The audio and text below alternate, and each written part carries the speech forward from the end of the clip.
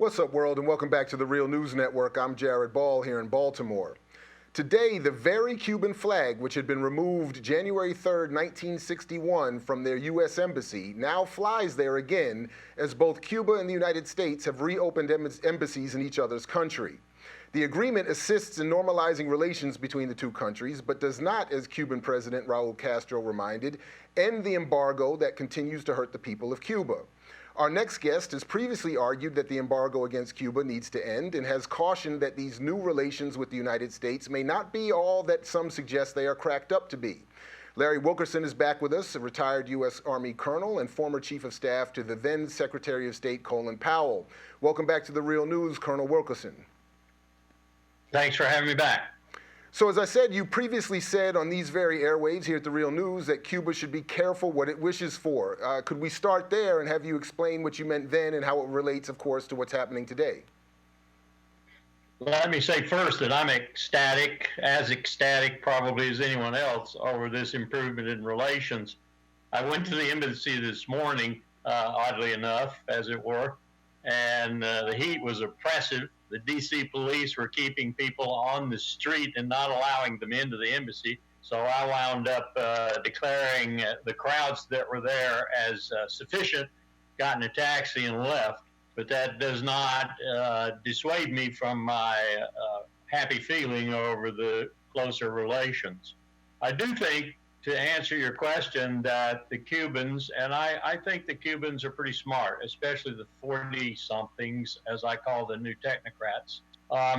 They need to be very circumspect, very careful about how rapidly they open up, or we'll be right back where we were in the 50s when the United States owned anywhere from 50% to 60 to 70% of the main enterprises in Cuba, whether it was telecommunications, sugar, oil, cattle, or whatever. The United States tends to be overbearing, tends to be domineering, tends to be even predatory in its capitalist practices. And so Cuba's 11.5 million people, a small island. It needs to be very careful about how fast it allows the great giant, the United States, back into that island. What have you heard, or what from your research do you understand to be their plan to deal with this change in relations? And is there anything that you've heard that concerns you from their end? As you said, we agree that they're very intelligent, but is there anything in their express plan that you've heard that suggests Cuba might be messing up here at all? No, I don't think so. I just think the weight of the United States with its 16, $17 trillion GDP and almost, if not exactly the same amount of debt, the weight of that financial magnitude and that economic magnitude on the small island of Cuba could be poisonous. But as I said, I've been in most of the ministries, from the Ministry of Culture to the Ministry of Oil and Mines and so forth, and Agriculture. I think the 40-somethings are pretty smart. They're going to manage this opening as carefully as possible. I think you were right in your opening that the embargo keeps a lot of this management, this good management, from happening. So we need to move rapidly to eliminate this embargo, which in my view is not only unfair for the Cubans, but it's against international law. The Congress of the United States has this habit of sanctioning other countries in the world. And it's a habit that makes congressmen and congresswomen feel good, but it doesn't do very much except punish, and sometimes very dramatically punish, the poor people and the less well-off people in a particular community that happens to be sanctioned, whether it's Iran or whether it's Russia or whether it's Cuba. And we've had these sanctions on Cuba some half-century. This is disastrous, and it needs to stop. But of course, it probably won't stop until the United States loses its economic dominance, its financial dominance in the world, which is something that is coming about even as I speak.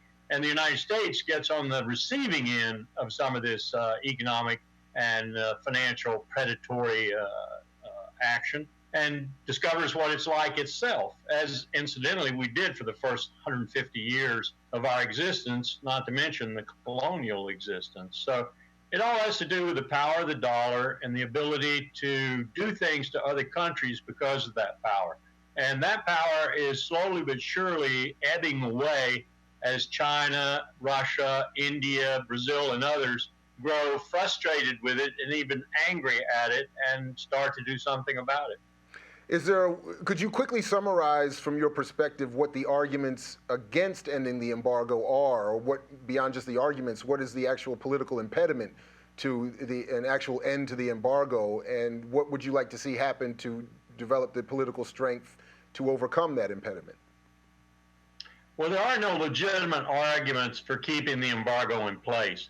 When you listen to people like Marco Rubio and Ileana Ros-Lehtinen and Robert Menendez and others who I call the hard-nosed Cuban Americans who wish to continue to punish 11.5 million Cubans, there's no real rational argument that they can advance.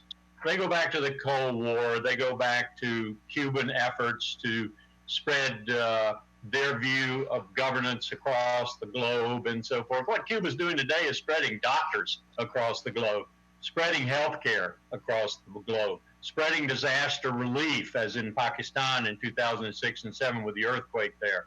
That's what Cuba's doing today. So their arguments don't make any sense.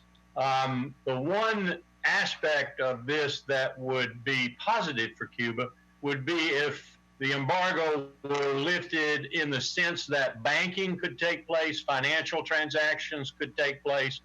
Tourists, for example, visiting Cuba could use credit cards there. They could do the kinds of things that they can do in Europe, that they can do in Mexico, that they can do almost anywhere else in the world, even North Korea, as a matter of fact. This is very unconstitutional, very much violative of Americans' constitutional rights, that they can't do the things in Cuba that, for example, they can do in North Korea and so forth.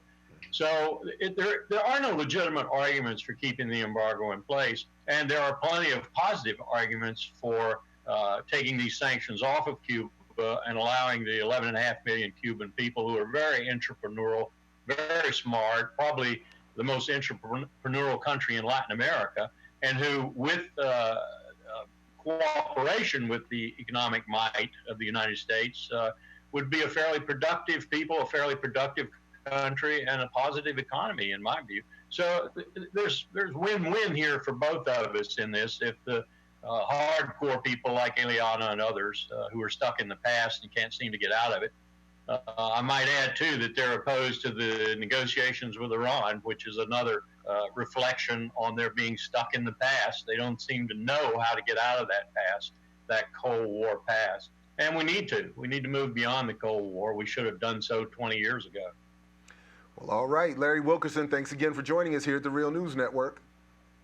Thanks for having me. And thank you all for joining us here at The Real News. And for all involved, again, I'm Jared Ball here in Baltimore. And as always, like Fred Hampton used to say, to you we say peace if you're willing to fight for it. So peace, everybody.